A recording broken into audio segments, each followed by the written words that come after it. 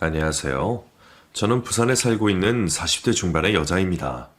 평생 가난하게 아등바등 힘들게 살아왔는데 올해 초부터 숨통이 좀 트일 정도로 죽음의 여유를 찾았네요. 이전까지는 유튜브라는 걸 거의 보지 않고 살았는데 남편이 이 채널을 자주 보는 걸 보고 저도 덩달아 구독자가 되어 중독이 될 만큼 수시로 사연을 듣고 보고 있답니다. 다들 기구한 삶을 사신 것 같아 가슴이 매우 아프기도 했고 시원한 목소리에 저 역시 통쾌함을 느꼈어요. 그렇게 거의 모든 사연을 듣고 보니 제 이야기를 전해드릴 용기가 생겼습니다. 저도 여러 사연의 주인공들처럼 기구한 인생과 반전 드라마 같은 인생의 경험을 마주했거든요. 그럼 몇 자 적어보도록 할 테니 귀를 기울여 주세요. 부산의 한 판자촌에서 유년 시절을 시작해 초등학교 때까지 자랐습니다. 시청에서 불법 판자촌 철거 명령이 떨어질 때까지 그곳에서 지냈어요. 저희 가족은 부모님과 세 자매로 5식구였는데 부모님이 일용직 업으로 일하며 생계를 겨우 유지했답니다. 겨우 입에 풀칠하고 사는 수준이어서 저희는 판자촌을 떠나 한 임대 아파트에 들어가게 되었어요. 그 자리도 경쟁률이 너무 심해서 만약 떨어졌더라면 길바닥에서 노숙해야 했을 겁니다. 그렇게 겨우 보금자리를 얻어 성장기를 보낼 수 있었죠. 세월이 조금 지나 언니들은 중학교를 졸업하고 돈을 벌러 다녔습니다. 어시장에서 호객행위와 상차림과 청소 등의 일을 했답니다. 저 역시 중학교를 졸업하고 언니들처럼 고등학교 진학을 포기하고 배를 타기 시작했어요. 뱃멀미를 하지 않는다는 장점이 있어 업으로 살게 된 거죠. 일은 힘들긴 하지만 제가 좋아하는 바다 위에서 일한다는 것에 큰 자부심을 느끼며 열심히 살았답니다. 저까지 돈을 벌러 뛰어들었으니 저희 5식구 모두 사회생활을 하고 있는 거였죠. 그래서 전 이 지긋지긋한 가난을 금세 벗어날 줄 알았답니다. 하지만 세상은 그렇게 만만하지 않았습니다. 임대 아파트에 거주하던 저희에게 나가라는 명령이 떨어졌거든요. 그 아파트가 공무원을 위해 지어진 곳이고 당장 들어와야 할 공무원들이 있으니 떠나라고 하더군요. 그래서 저희 가족뿐만 아니라 다른 집 식구들도 쫓겨나야 했죠.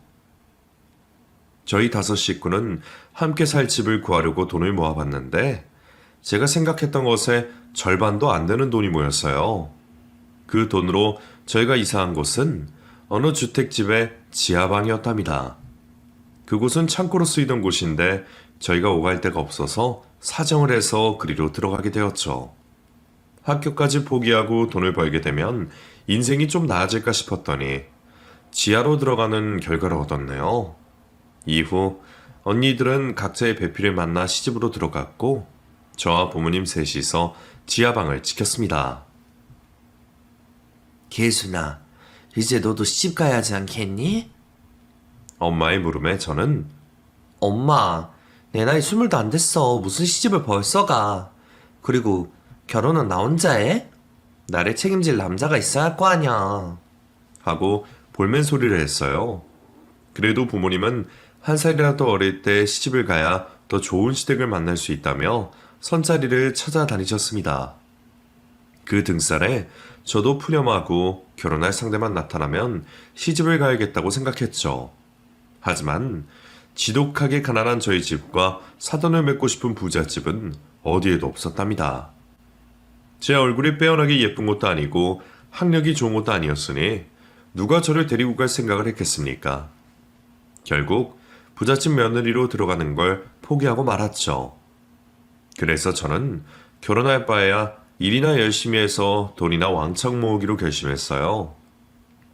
하루도 쉬지 않고 배를 타고 일했더니 몸은 상했지만 주머니가 채워져서 보상되는 기분이었습니다. 그렇게 수년간 일해 모은 돈으로 부모님의 돈을 보태어 지하방을 벗어나 방 2칸짜리 주택에 전세로 들어가 살게 되었어요.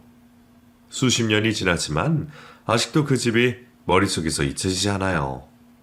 허름하고 낡은 집이었지만 처음으로 제 방이 생겼다는 것에 무척이나 기뻤고 화장실도 집 안에 있어서 신기했던 순간들이었죠. 저희 부모님과 저는 매일 뜨거운 태양 아래서 일하다 보니 피부가 까맣게 타서 누가 봐도 벤이라는 사람으로 보였답니다. 제 나이 30이 되어서야 좋은 남자를 만나게 되었어요. 그도 저희 식구처럼 가난한 집안의 아들이었는데 벤일을 하다가 인연이 되었답니다. 저와 그이는 매우 짧은 연애를 하고 결혼식을 생략하고 단칸방을 얻어 살림을 차렸어요. 저나 남편이나 30 넘어서 부모님과 사는 게 부끄럽기도 하고 빨리 같이 돈을 벌어서 예쁜 가정을 꾸리려고 이 같은 결정을 했답니다. 저희 부부는 누구보다 함께 뱃일을 하며 돈을 차곡차곡 모았고 결혼한 지 3년 만에 10평짜리 집을 마련하게 되었어요. 전세가 아닌 자가로 말이죠. 그래서 저희는 마음의 여유를 찾고 있으니 자식을 낳기로 했답니다. 남편은 아들, 딸 구분하지 말고 하나만 낳아서 제대로 키우자고 말했고 저도 같은 마음이어서 아이 하나만 건강하게 낳기를 기도했죠. 하지만 임신은 마음대로 되지 않았어요. 남들은 아이 선여멍을 아무렇지 않게 잘만 낳던데 왜 저희는 하나도 이렇게 힘든지 큰 고민이었습니다. 그래서 결국 병원에 찾아가 검사를 받아봤는데 제 몸이 망가져서 임신이 불가하다고 했어요. 그도 그럴 것이 16살 때 몸이 부서져라 일만 했으니 여러 곳이 고장날만 했죠. 저는 남편과 시어머님께 염치가 없어 고개를 들지 못했답니다. 아가, 괜찮어. 아이가 없다고 하늘이 무너지니? 그리고 무슨 죄라도 지었어? 고개 들어. 어머님, 죄송해요. 예쁜 손주를 꼭 안겨드리고 싶었는데 제 몸이 망가져서 절대 아이를 가질 수 없대요. 일말의 희망 따위도 없다고요. 그런데도 괜찮으세요? 그렇다니까. 어차피 애를 낳으면 돈만 많이 들어. 그러면 너희 둘은 지금보다 더 궁핍하게 살 거라고. 또 애한테 가난을 대물림해 주는 것만큼 못난 짓도 없어. 차라리 잘된 일이니까 속상해하지 마. 어머님, 고맙습니다. 세상에 어머님 같은 시어머니가 또 계실까요? 아이고, 나야말로 며느리 하나를 제대로 얻었어. 세상에 너처럼 착하고 예쁜 며느리가 또 있을까 싶다고? 시어머니는 한결같이 저를 예뻐해 주셨고 고운 말씀으로 감동을 주셨습니다. 남편 역시 시어머니의 성품을 그대로 닮아 엄청 착하고 순하디 순한 남자였네요. 한편 부모님은 뱃일을 쭉 하시다가 다른 일로 바꾸셨습니다. 부산에 새로 생긴 이불 공장이 있었는데 월급을 많이 준다고 해서 그리로 들어가셨어요. 물론 일은 엄청나게 힘들어서 몸고생이 늘어나게 되었죠. 엄마, 아빠, 도대체 왜 공장으로 들어간 거야? 그 공장장 악명 높은 사람이라던데. 사람을 노예처럼 부려먹는다고 소문난 사람이라고. 벤일로 두 분이 먹고 살 만큼 벌잖아. 예순아, 이 엄마가 한이 있어. 우리 딸들에게 아무것도 해주지 못하고 시집 보낸 거. 아빠랑 내가 조금 더 고생해서 딸들에게 조금의 재산이라도 물려주고 싶단 말이야. 엄마도 참, 언니들 다 잘 먹고 잘 살아. 나도 성실한 남편과 좋은 시어머니 만나서 잘 살고 있고. 이젠 두 분을 위해서만 살면 되는데 왜 고생을 사서 하는 거야? 그래도 부모 마음이란 게 있어. 우린 죽는 그날까지 최선을 다해 돈을 벌어 적은 재산이라도 물려줄 거야. 제가 아무리 말려봐도 부모님은 황소고집을 부리며 공장 일을 계속하셨어요. 갈수록 말라가는 모습을 보는데 가슴이 미어지더라고요. 그렇게 온 식구가 고생을 하며 삶을 살아가며 제 나이가 어느새 40이 되었답니다. 남편과 저는 자식이 없으니 다른 목표를 세웠습니다. 언젠가 선박을 마련해 선장이 되어 떼돈을 벌기로 말이죠. 이대로만 돈을 모으면 수년 안에 배를 한 척 마련할 수 있을 것 같았답니다. 그러던 어느 날 뜻밖의 소식이 먼저 찾아왔어요. 시어머니의 고모가 돌아가셨는데 유산을 받을 친척이 시어머니가 유일했답니다.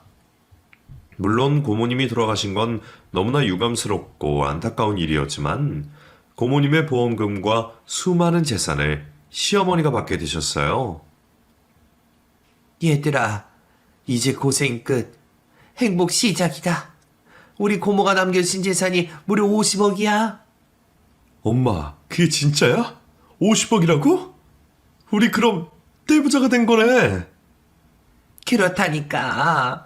우리 고모가 이런 재산을 숨기고 있을 줄은 꿈에도 몰랐다니까. 이건 하늘이 우리에게 준 기회야. 아가, 그동안 고생 많았지? 이제부터는 이 시애미만 믿고 편하게 살아버렴.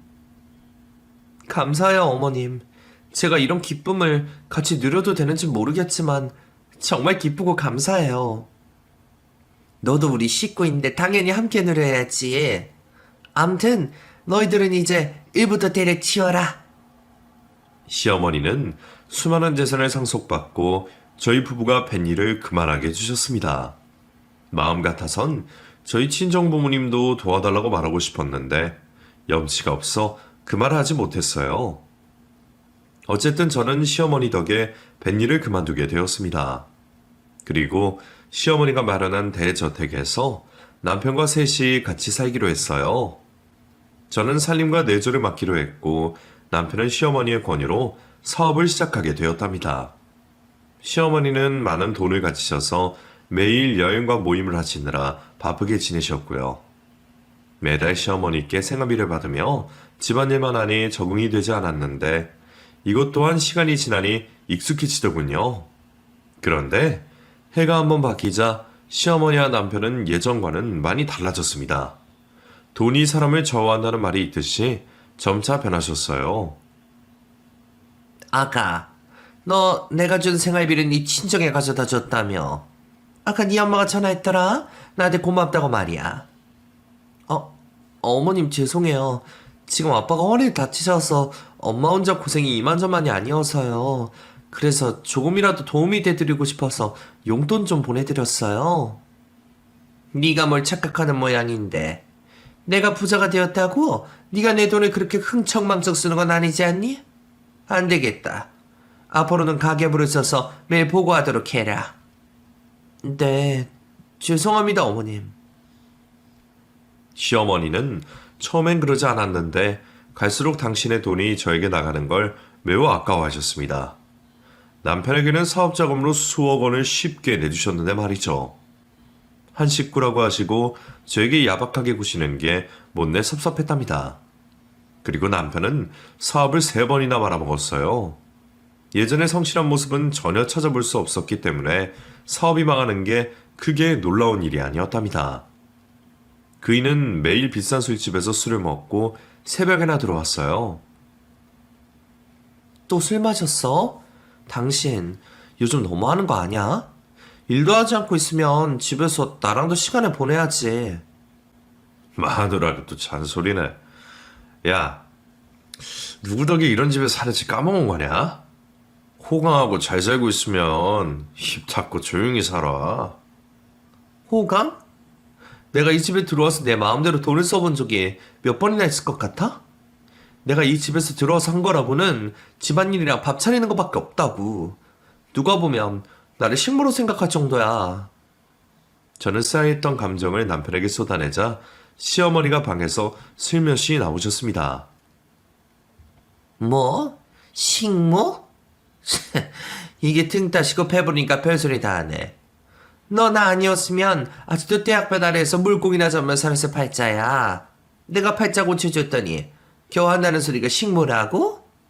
참 기가 막혀서 말이 안 나온다. 그리고 내 아들이 술 좀 마시고 들어오는 게 화낼 일이니? 남자가 비즈니스도 하고 친목을 다지려면 술자리 기본 아니야. 어머님, 제가 목소리가 커서 깨셨어요. 죄송합니다. 그런데 제가 틀린 말은 하지 않았다고 생각합니다. 제가 이 집에 들어와서 달라진 건 아무것도 없잖아요. 제가 생활비를 받는 거 말고 따로 용돈을 받아본 것도 아니잖아요. 지금 제 사정을 생각하면 뱃일로 돈을 버는 게 낫겠다니까요. 그래서 지금 시미한테 돈 내오라는 소리를 하는 거냐? 이게 칼만 안 들었지 강도가 따로 없네? 아주 무서운 년이었어. 난 이런 애인지도 모르고 며느리로 받아들였으니 아이고 내 발자야. 애도 못 낳는 년이 뭐가 잘났다고 이렇게 기세 등등한지 모르겠네? 어머님, 말씀이 심하세요. 못 낳는 년이라뇨. 언제는 내가 없어도 아무런 상관없다고 하셨잖아요. 그거야 돈이 없을 때 한 소리지. 그런데 지금은 상황이 바뀌었잖아? 하여튼 너, 이 집에서 쫓겨나기 싫으면 처신 잘해라. 그렇지 않으면 며느리를 바꿔버리는 수가 있어. 시어머니의 말에 아무런 대답을 하지 못했습니다. 제가 봐도 참 바보 같은 순간이었죠. 남편은 매일 유흥을 즐겼는데 룸살롱과 젊은 여자들이 접대하는 술집을 뻔질나게 드나들었습니다. 주머니에 라이터를 보게 알게 되었는데 그이는 아무렇지 않게 남자들은 원래 다 이런 데서 사위 이루어지는 거야. 내가 여기 와서 어떤 짓을 했겠냐? 다 일 때문에 가는 거니까 괜한 시비 걸지 마라. 하고 당당하게 나왔습니다. 그래도 싫어. 내 남편이 이런 술집 다니는 걸 어떻게 두고만 보고 있을 수 있어? 앞으로는 절대 가지 마. 옆편 내가 또 가르치려고 하네. 야, 내가 밖에서 뭘 하든 간에 상관하지 마. 그렇게 찝찝하면 이혼하고 이 집에서 나가면 될 거 아니야. 당신 지금 이혼이라고 했어? 아무리 화가 나도 그렇지 어떻게 이혼이란 말을 이렇게 쉽게 해. 아우 진짜 질린데. 애도 못 낳는 년이 기만 살아가지고 아주 발광을 하네. 야, 꼴 보기 싫으니까 너 작은 방 가서 자라. 내 눈앞에서 꺼지라고.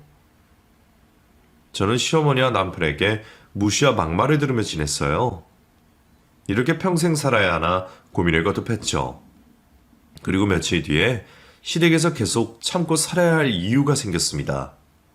저희 아빠가 허리를 수술받게 되었는데 실비보험에 가입되지 않아 큰 액수의 병원비를 마련해야 했어요. 저는 시어머니 앞에 앉아 부탁의 말씀을 드렸어요. 어머님, 죄송하지만 돈 좀 빌려주시면 안 될까요? 저희 아빠가 허리 디스크 수술하셔서 병원비랑 수술비가 당장 필요해요. 뭐? 수술? 네 애비는 뭐하는데 허리 다쳐가지고 내 지갑을 얘기하는 거냐? 그리고 내가 무슨 유슬램프도 아니고 돈 달라고 하면 무조건 돈을 줘야 하니? 죄송해요 어머님. 이번 한 번만 도와주세요. 아니 빌려주세요. 제가 꼭 갚도록 하겠습니다. 그래? 그럼 어떻게 갚을 건지 설명해봐. 네? 그럼 제가 뱃일을 하든 알바를 하든지 해서 어머님 돈을 갚도록 할게요. 그렇다면야. 내가 인심을 써주도록 하지. 대신 차용증 한 장 쓰도록 하자. 이자는 10% 하자. 10%요? 그 정도면 거의 사채이자 아닌가요?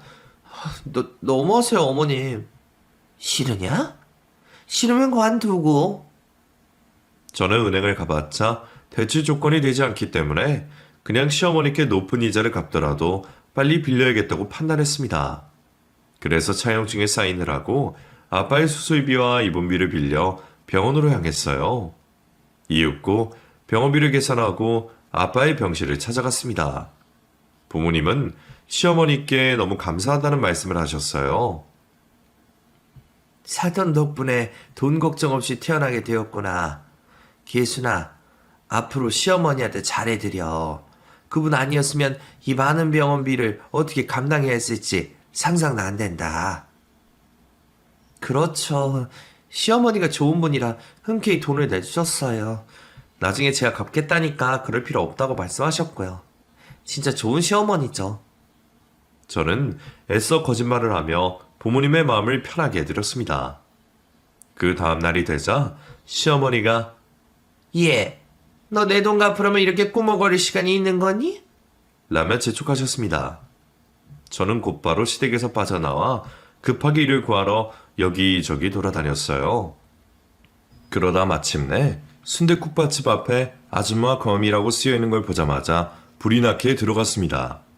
사장님으로 보이는 아주머니께 고개를 숙이며 당장 일을 시작할 수 있으니 받아달라고 부탁했죠. 사장님은 제가 워낙 급해 보여서 그랬는지 바로 앞치마를 건네주시며 일을 가르쳐 주셨고 서빙부터 시작해 주방 설거지와 조리 방법을 배웠답니다. 그렇게 한 달 뒤 제가 번 돈은 고스란히 시어머니께 드렸어요. 계산기를 두드리시며 남은 금액과 이자를 저에게 보여주셨답니다. 정말 더럽고 치사했지만 일단 아빠의 병원비를 갚는 게 최우선이었으니 이를 꽉 물고 참고 또 참았답니다. 그러던 어느 날이었어요. 식당에서 일하고 있는 와중에 한 손님이 저에게 치근덕대기 시작했어요. 이런 걸 말로만 들어봤지 저에게 이런 일이 생길 줄은 몰랐답니다. 기분 나쁘게 대하는 건 아니었는데 자꾸 자기가 밥을 먹자, 커피 마시자 등등 관심을 보였어요. 아저씨, 저 유부녀예요. 저한테 그만 좀 찝적대세요. 아, 결혼하셨군요. 죄송합니다. 아셨으면 식사나 하시고 조용히 가세요. 제가 유부녀임을 밝히자 더 이상 치근덕대지 않더라고요. 이럴 줄 알았으면 진작에 유부녀라고 말할 걸 하고 후회했답니다. 그래도 손님은 저희 식당에 매일 오셨어요. 민망하고 창피해서 다신 오지 않을 줄 알았는데 매일 발길을 끊지 않았습니다. 알고 보니 식당 사장님과 다른 종업원들과도 매우 친한 사이더라고요. 사장님은 그 남자 오래된 단골이라며 좋은 사람이라고 단정하는 말을 했습니다. 하지만 저는 그 남자를 피하고 싶어 서빙을 다른 동료에게 넘겨버렸어요. 그리고 며칠 뒤 식당 문을 닫기 전에 그 손님이 가게에 들어왔고 사장님 종업원들에게 술 한잔 같이 하자고 제안했답니다. 제가 소고기를 좀 사왔는데 같이들 드실래요?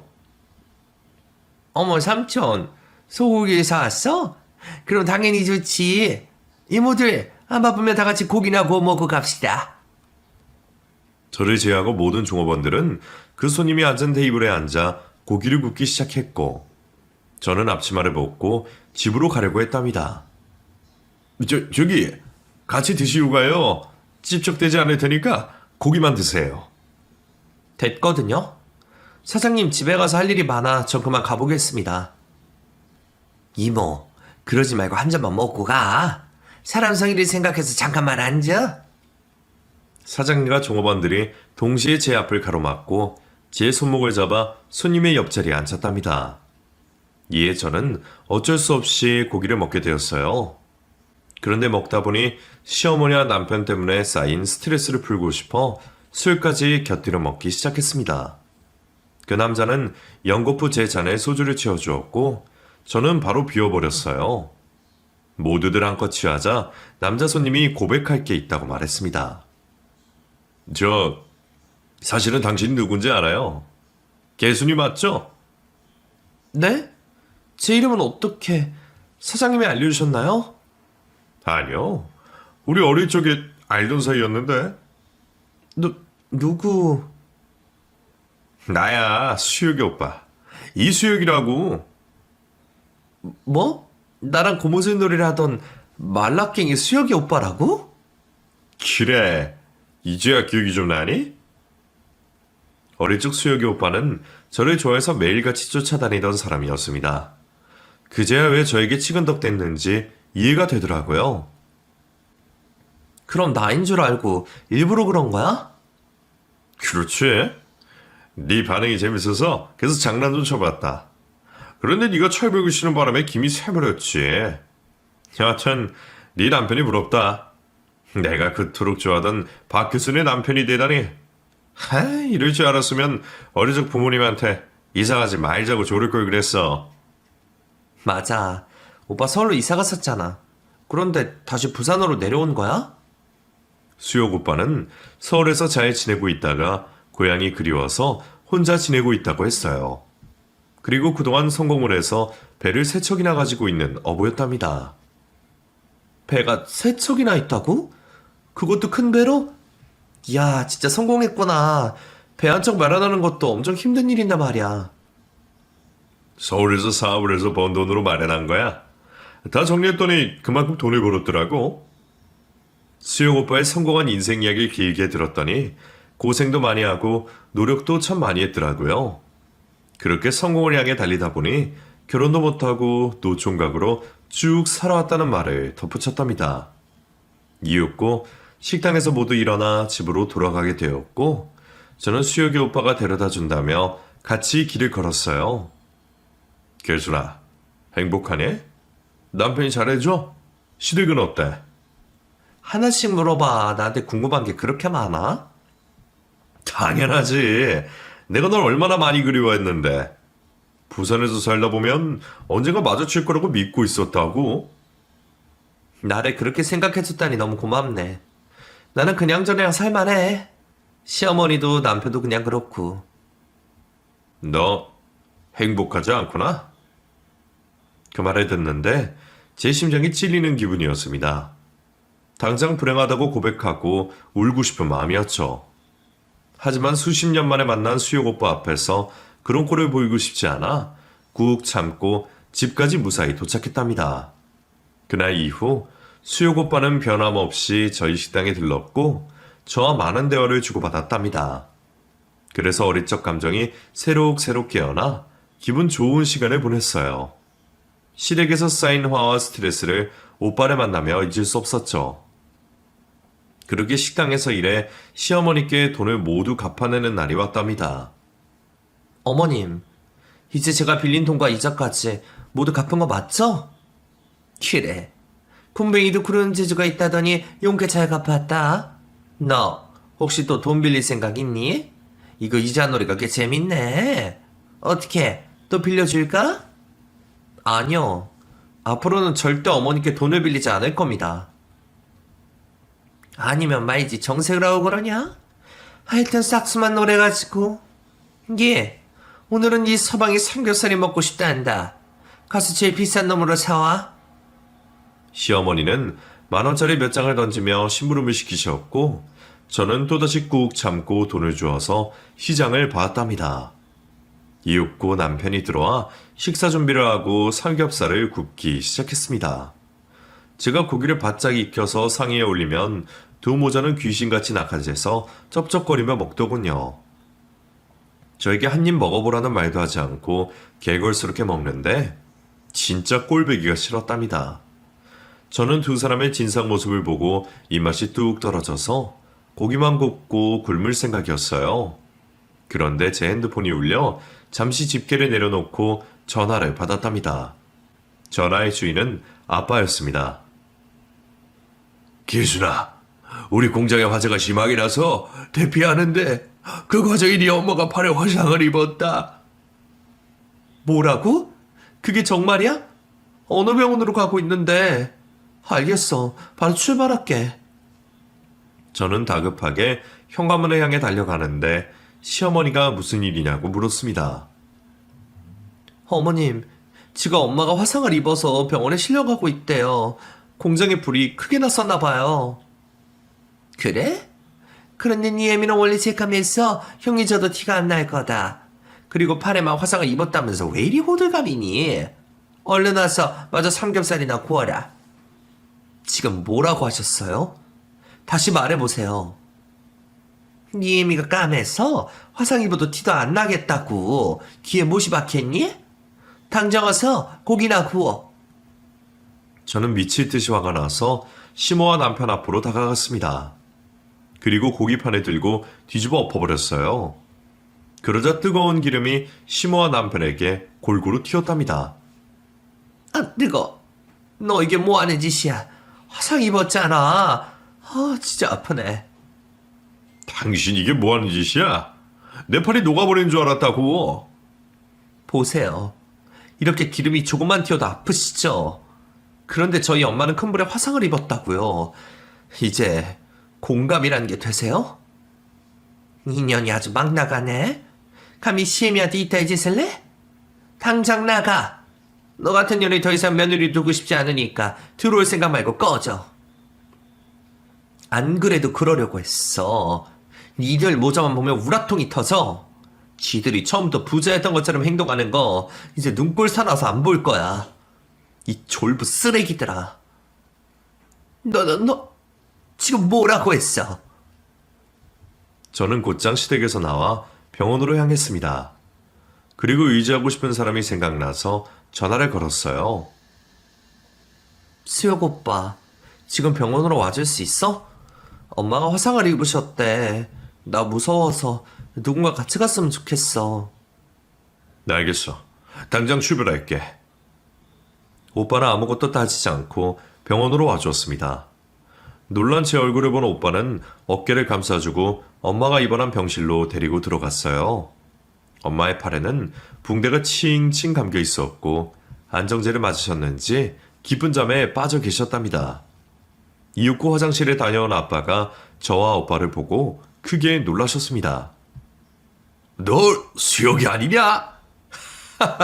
이게 얼마만이야? 아버님, 그동안 안녕.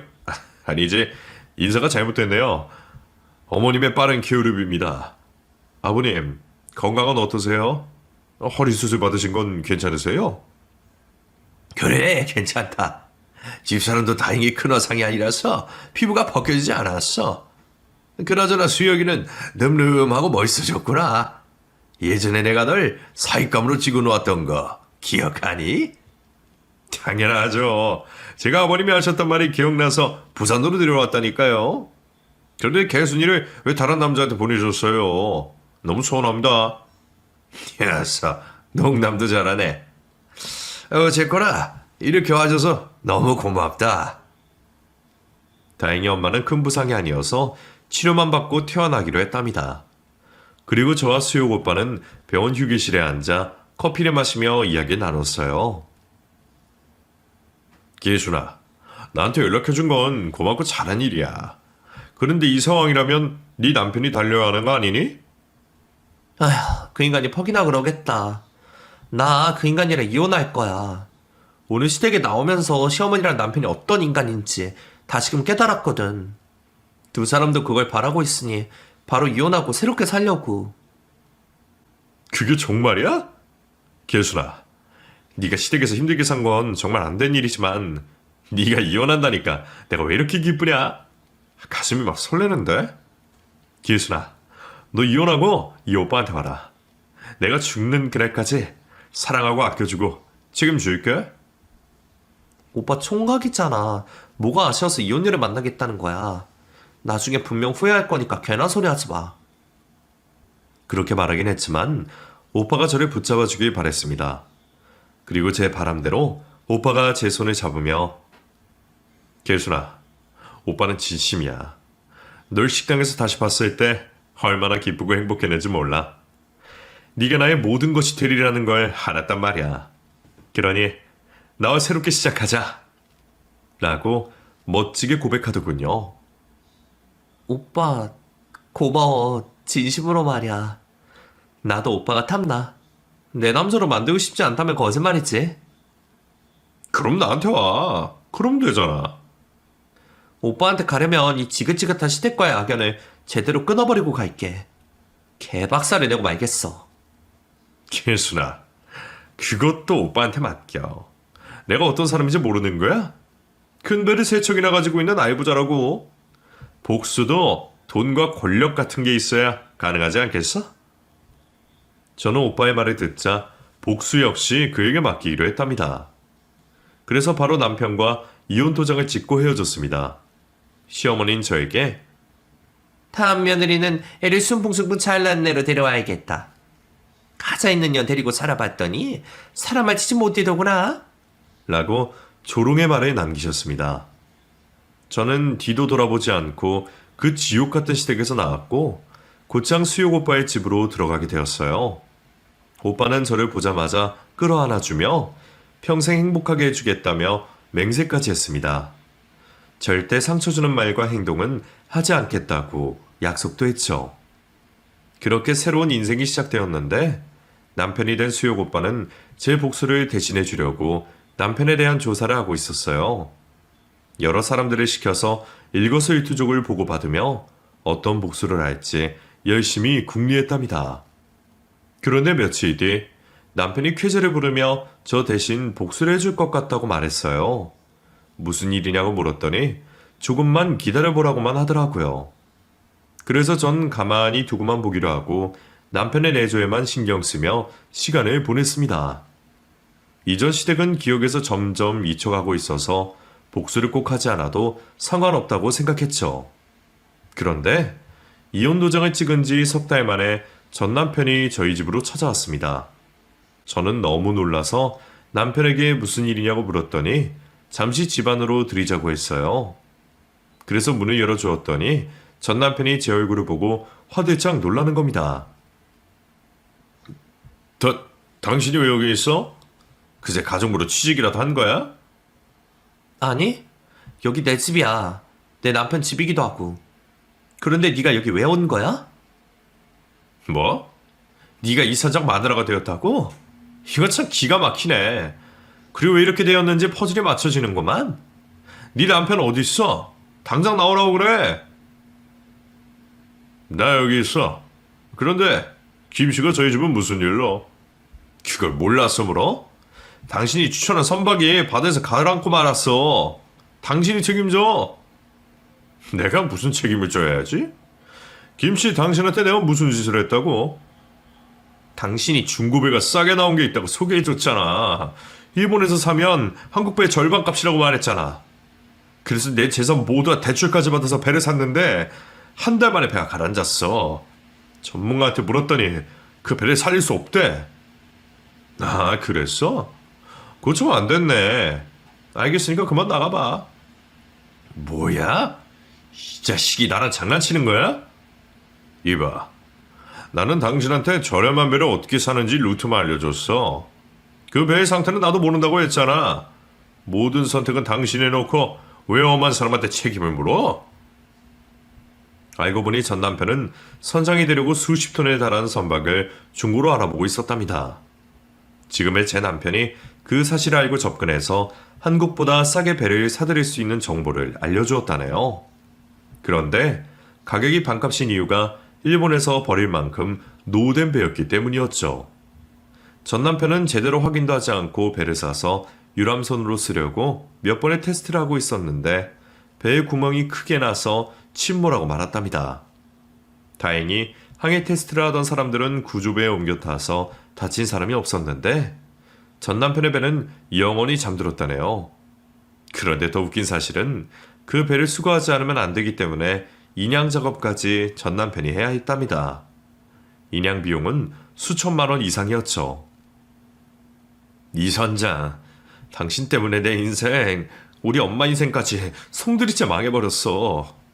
난 그 배에 모든 걸 걸었다고. 내가 너더러 그 배를 사려고 등 떠밀었냐? 지가 싸게 사고 싶다고 설레발쳐서 소개만 해준 게 내가 한 일이잖아. 너 일부러 그랬지. 내 첫 마누라랑 짜고 나 엿먹인 거잖아.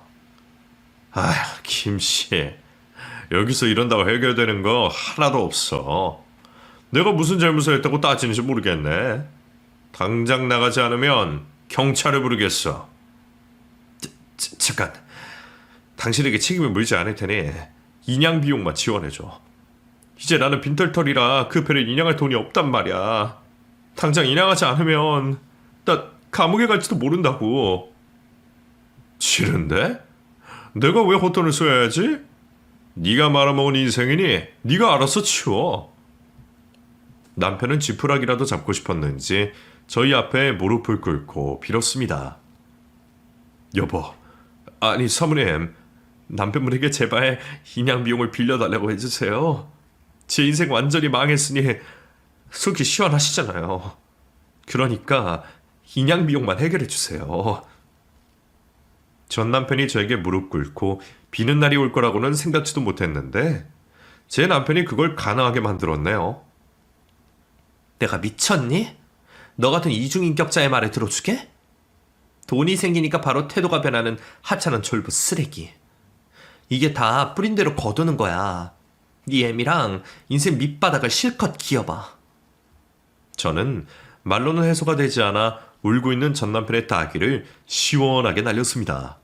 그 순간 어찌나 통쾌하던지 이제야 완전한 복수를 한 것 같아 기뻐서 날뛰고 싶었어요. 전 남편은 결국 아무것도 얻지 못하고 저희 집에서 나갔답니다. 그리고 다음 소식을 남편에게 듣게 되었는데 전 남편과 시모가 사채를 써서 배를 인양하게 되었고 처벌을 피할 수 있었대요. 하지만 사채 빚이 어마어마해서 갚을 엄두가 나지 않아 도망자 신세가 되었답니다. 남편은 어디까지 갔는지 계속 조사를 했는데 시어머니는 인천 어딘가에서 노수를 하고 있었고 전 남편은 안산에서 노숙을 하고 있답니다. 사채업자들이 계속 추적하고 있어 일상으로 회복이 아주 불가능해졌다네요. 제 남편이 얼마나 대단하고 멋진 사람인지 다시 한번 깨달았습니다. 여보, 고마워. 나 대신 멋지게 복수해줘서 더할 나위 없어. 속이 아주 후련해. 별 말씀을. 내 아내를 위해서라면 뭐든지 할 거야. 그리고 당신에게 상처 주는 사람은 모두 참교육시켜 줄 거고. 왜 이제야 남편을 만났는지 몸소리치게 아쉬웠습니다. 진작에 만났더라면 전 남편과 시모에게 당할 수모를 겪지 않아도 되었을 테니 말이죠. 그래서 지금 남편 덕분에 저희 친정부모님도 편안한 노후를 즐기고 계십니다. 그이가 대저택을 마련해줘서 아늑하고 행복한 삶을 지내고 계시죠. 저야 두말할 것 없이 너무 행복하고요. 지금의 남편이 제 인생을 구해줘서 감사할 뿐입니다. 지금까지 제 인생 이야기와 전 남편과 시모의 이중성, 그리고 시원한 복수까지 다 서술해봤어요. 잠시 더위를 잊을만 하셨죠? 저처럼 고생하며 자란 분들이 제 사연에 조금이나마 위로가 되셨으면 더 바랄 게 없습니다. 경청해주신 분들께 감사를 드리며 이만 글을 줄이겠습니다. 모두 안녕히 계세요.